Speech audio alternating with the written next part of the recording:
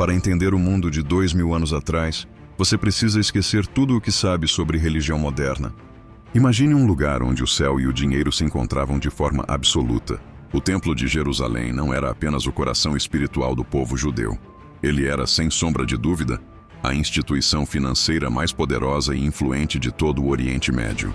Enquanto Roma dominava o mundo com o aço das legiões, Jerusalém dominava através de uma engrenagem econômica invisível e implacável. Tudo começava com o famoso imposto do meio ciclo. Mas não se engane, isso não era uma doação voluntária ou uma simples oferta de caridade. Era uma obrigação tributária divina, protegida por leis severas. Todo homem judeu, vivesse ele nas vilas pobres da Galileia ou nos luxuosos bairros de Roma, Corinto ou Alexandria, tinha o dever sagrado de enviar anualmente sua parte para o tesouro do templo. Milhões de moedas cruzavam fronteiras e oceanos todos os anos, criando um rio de prata que desaguava em um único endereço, o Monte do Templo. Mas é aqui que a genialidade do sistema se revelava. O templo exercia um controle monetário que deixaria qualquer banco central moderno impressionado. Por ordens dos sacerdotes, o dinheiro do mundo era considerado impuro.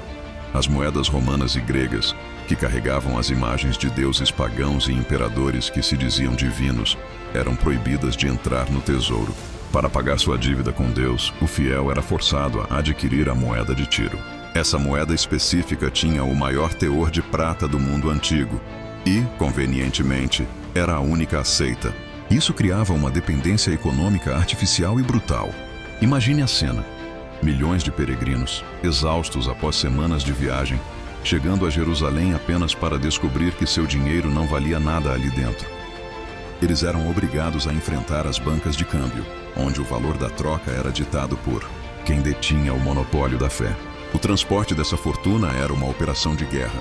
Caravanas imensas, escoltadas por mercenários e guardas armados, atravessavam desertos perigosos e mares infestados de piratas apenas para garantir que o ouro de Deus chegasse intacto. Se uma dessas caravanas fosse saqueada, a economia de cidades inteiras poderia entrar em colapso. O templo acumulava tanta riqueza que ele passou a atuar como o grande fiador da paz na região. Roma permitia esse fluxo porque sabia que, enquanto o templo estivesse cheio, a elite sacerdotal manteria a ordem. No entanto, o que acontecia dentro dos cofres secretos era um mistério para o povo comum. Ouro, prata, incenso preciosíssimo e especiarias eram estocados em quantidades que rivalizavam com os tesouros dos Césares. Mas como essa máquina administrativa operava no dia a dia? Como eles controlavam a entrada e saída de tanta riqueza sem o auxílio de computadores ou contabilidade moderna? O que vamos ver agora é a logística sombria e fascinante que transformou o pátio do templo em um mercado onde a salvação tinha um preço de tabela e o troco era sempre a favor do sistema. Se você acha que o imposto das moedas era a única fonte de renda de Jerusalém, prepare-se para entender a maior operação logística de alimentos e animais da antiguidade. O Templo de Jerusalém não era apenas um centro de oração. Ele funcionava como um gigantesco abatedouro industrial que operava 24 horas por dia. Durante as grandes festas, como a Páscoa, a população da cidade saltava de 50 mil para centenas de milhares de peregrinos. E cada uma dessas famílias tinha uma obrigação: sacrificar um animal perfeito. Imagine o caos e a escala disso. Estamos falando de dezenas de milhares de cordeiros, pombas e bois sendo conduzidos para um único ponto geográfico. Mas aqui entra a jogada de mestre da elite sacerdotal para garantir que o dinheiro ficasse dentro de casa. A lei exigia que o animal para o sacrifício fosse imaculado, ou seja, sem nenhuma mancha, ferida ou defeito físico. Se você trouxesse seu próprio animal de uma longa viagem de 10 dias, as chances de ele chegar com um pequeno arranhão ou cansaço eram enormes. E quem decidia se o animal era puro ou não? Os inspetores do templo. Convenientemente, a grande maioria dos animais trazidos de fora era reprovada por defeitos invisíveis. O peregrino, desesperado para não perder sua viagem sagrada, era forçado a comprar um animal certificado diretamente nos currais do templo. O preço? Muitas vezes o triplo ou o quádruplo do valor de mercado. Era um monopólio perfeito. O templo controlava a oferta, a demanda e a fiscalização. Historiadores estimam que o pátio dos gentios se transformava em um imenso curral barulhento, com o cheiro de sangue e animais dominando o ar. Milhares de sacerdotes trabalhavam em turnos, subindo e descendo as rampas do altar, processando uma quantidade de carne que alimentava não apenas a fé, mas toda a economia da aristocracia de Jerusalém. Mas o lucro não parava no abate. Havia uma indústria secundária, a venda de lenha para o fogo sagrado, de vinho, de óleo e de farinha para as ofertas de cereais. Tudo precisava ser comprado ali, com selo de aprovação sacerdotal. Era uma máquina de moer dinheiro que transformava o arrependimento do fiel em lucro líquido para as famílias que controlavam as chaves do santuário. No entanto, essa comercialização agressiva do sagrado estava criando uma ferida aberta na sociedade. Enquanto os sacerdotes enriqueciam com a máfia dos pombos, o povo humilde começava a olhar para o templo com uma mistura de reverência e revolta. E foi exatamente nesse cenário de comércio desenfreado que um personagem galileu entrou com um chicote nas mãos, desafiando a estrutura que sustentava os cofres da cidade. Mas para entender por que a expulsão dos mercadores foi o golpe mais letal que alguém poderia dar na economia de Jerusalém, precisamos olhar para os homens que ficavam sentados atrás das mesas de câmbio. E é sobre eles, os guardiões do lucro, que falaremos a seguir. Se o templo era o banco e o pátio era o mercado, os cambistas eram os operadores de bolsa de valores do mundo antigo. Para quem olha de longe, a cena de Jesus derrubando as mesas dos cambistas parece apenas um ato de zelo religioso. Mas para a elite sacerdotal de Jerusalém, aquilo foi um ataque terrorista contra o sistema financeiro que sustentava a cidade. Para entender o porquê, você precisa entender o que acontecia naquelas mesas de madeira. Como vimos, o templo não aceitava moedas romanas ou gregas por causa das imagens de deuses e imperadores. Isso criava uma barreira de entrada intransponível para o peregrino. Os cambistas eram as únicas pessoas autorizadas a realizar a conversão para o ciclo de Tiro. Mas esse serviço não era gratuito. Longe disso. Pelo privilégio de trocar seu dinheiro impuro pela moeda sagrada, o cambista cobrava uma taxa de comissão chamada colibus. Historiadores e textos antigos sugerem que essa taxa era absurdamente alta, chegando a custar o equivalente a um dia inteiro de trabalho de um operário comum. Imagine a situação. Você já pagou caro pela viagem, já pagou caro pelo animal do sacrifício e agora, para cumprir sua última obrigação religiosa, você é tributado novamente em uma mesa de câmbio oficial. Era um sistema de pedágio em camadas, onde cada passo em direção ao Santo dos Santos custava mais uma moeda de prata. Os cambistas não eram trabalhadores independentes. Eles eram licenciados pela família do sumo sacerdote. Grande parte do lucro gerado nessas mesas voltava diretamente para os cofres da aristocracia saduceia. Era um esquema de corrupção institucionalizada que usava a lei de Deus como justificativa para o enriquecimento ilícito. As mesas de câmbio ficavam localizadas estrategicamente no pátio dos gentios, o único lugar onde os estrangeiros e impuros podiam entrar para conhecer a Deus. Mas, em vez de oração e silêncio, o que eles encontravam era o barulho ensurdecedor de moedas batendo na madeira, discussões sobre taxas de juros e o grito dos mercadores. Quando Jesus entra no templo e vira aquelas mesas, ele não está apenas protestando contra a bagunça. Ele está paralisando a arrecadação do dia. Ele está interrompendo o fluxo de caixa da maior empresa da Judéia. Ele chamou aquele lugar de covil de ladrões. E o termo em grego para ladrão aqui se refere a saqueadores e rebeldes. Ele estava acusando a elite religiosa de saquear o próprio povo sob o pretexto da fé. O impacto dessa ação foi tão profundo que foi ali, naquele exato momento, que a sentença de morte de Jesus foi assinada. Ninguém atacava o bolso dos saduceus e saía impune. Mas para onde ia todo esse lucro acumulado após as taxas e os sacrifícios? Como o templo gerenciava essa fortuna colossal, que nem mesmo os generais de Roma podiam ignorar? A resposta está nos cofres subterrâneos, em uma estrutura que funcionava como o primeiro cofre forte de segurança máxima da história. E é para as profundezas do tesouro que nós vamos agora. Se você pudesse atravessar as paredes do santuário e descer até as câmaras subterrâneas, encontraria o lugar mais seguro do mundo antigo, o Gasofilakion, ou o tesouro do templo. Mas não pense que ali só existia o dinheiro dos impostos.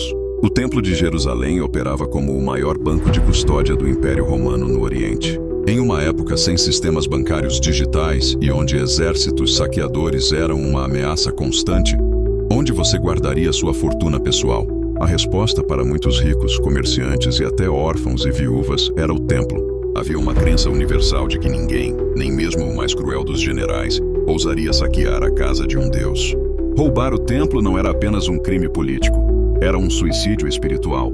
Por isso, as famílias aristocráticas de Jerusalém e até estrangeiros confiavam seus bens aos sacerdotes. O templo guardava escrituras de terras, dotes de casamento, heranças e tesouros privados em câmaras fortificadas que funcionavam como cofres de segurança máxima. Mas essa confiança não era gratuita. O templo funcionava com uma contabilidade rigorosa.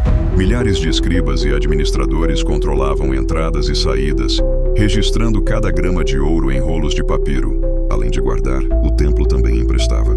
Sim, a Casa de Deus funcionava como uma instituição de crédito. Eles faziam empréstimos para financiar obras públicas, projetos agrícolas e até para socorrer a elite em tempos de crise. O templo detinha a dívida de metade da população da Judéia, o que lhe conferia um controle social absoluto. Quem deve ao templo, deve a Deus. A estrutura física era impressionante. 13 cofres em formato de trombeta, chamados de shofars, ficavam no pátio das mulheres para receber as ofertas voluntárias. Cada um tinha uma finalidade específica. Um para o ouro, outro para o incenso, outro para a manutenção do prédio. O barulho das moedas caindo nesses funis de metal era o som constante da riqueza sendo empilhada. Mas o verdadeiro segredo estava nas trevas do subsolo, onde apenas os sumos sacerdotes e os guardas de elite tinham acesso. Roma observava esse acúmulo de riqueza com uma paciência perigosa. Os procuradores romanos, como Pôncio Pilatos, sabiam que aquele prédio continha ouro suficiente para pagar legiões inteiras por décadas. Houve momentos em que o conflito explodiu justamente por causa desse dinheiro. Pilatos, de certa vez, confiscou parte do tesouro para construir um aqueduto, quase causando uma revolta sangrenta. O dinheiro do templo era intocável para os homens, mas era o combustível que alimentava a tensão entre a fé e o império. No entanto, para onde ia a sobra de toda essa fortuna após o pagamento das contas e da manutenção? Como a família do sumo sacerdote transformou a religião em uma das maiores fortunas privadas da história, vivendo em palácios que rivalizavam com o de Herodes? É hora de seguirmos o rastro do ouro até as mãos daqueles que detinham as chaves. O destino final dessa fortuna e o colapso desse império financeiro é o que veremos no nosso último ato. Mas afinal, onde terminava todo esse mar de prata e ouro? Se o templo era o coração econômico, a aristocracia sacerdotal era quem usufruía das artérias desse sistema.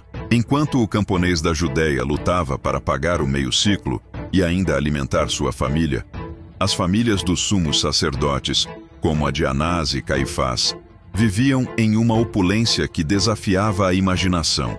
Eles habitavam o chamado Bairro Alto de Jerusalém, em palácios de mármore com jardins suspensos, banheiras de imersão e mosaicos importados que nada deviam aos palácios imperiais de Roma. O ouro do templo financiava uma vida de privilégios hereditários. O cargo de sumo sacerdote, que deveria ser vitalício e espiritual, tornou-se um balcão de negócios político.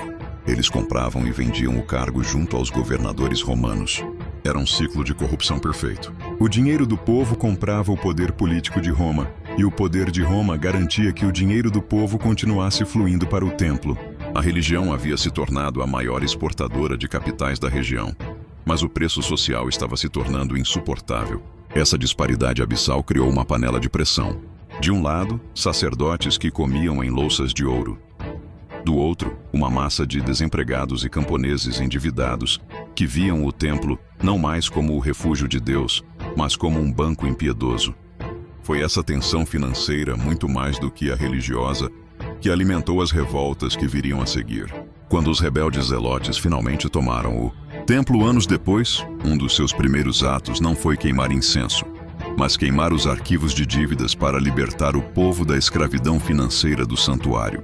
Mas a história tem uma ironia cruel. Todo aquele tesouro acumulado por séculos, aquelas toneladas de ouro e prata que descrevemos, acabaram se tornando a maldição de Jerusalém. No ano 70 d.C., a cobiça romana finalmente rompeu todas as barreiras. Quando as legiões de Tito invadiram a cidade, eles não buscavam apenas a vitória militar, eles buscavam o prêmio acumulado por gerações. O templo foi incendiado e o calor foi tão intenso que o ouro dos ornamentos derreteu e escorreu por entre as fendas das pedras. Dizem os relatos históricos que os soldados romanos, em sua ganância, arrancaram pedra por pedra para resgatar o ouro derretido, cumprindo literalmente a profecia de que não ficaria pedra sobre pedra. O tesouro que deveria ser eterno foi levado em procissão para Roma, financiando a construção de outra obra colossal, o Coliseu. O ouro de Jerusalém pagou o entretenimento de sangue da capital do império.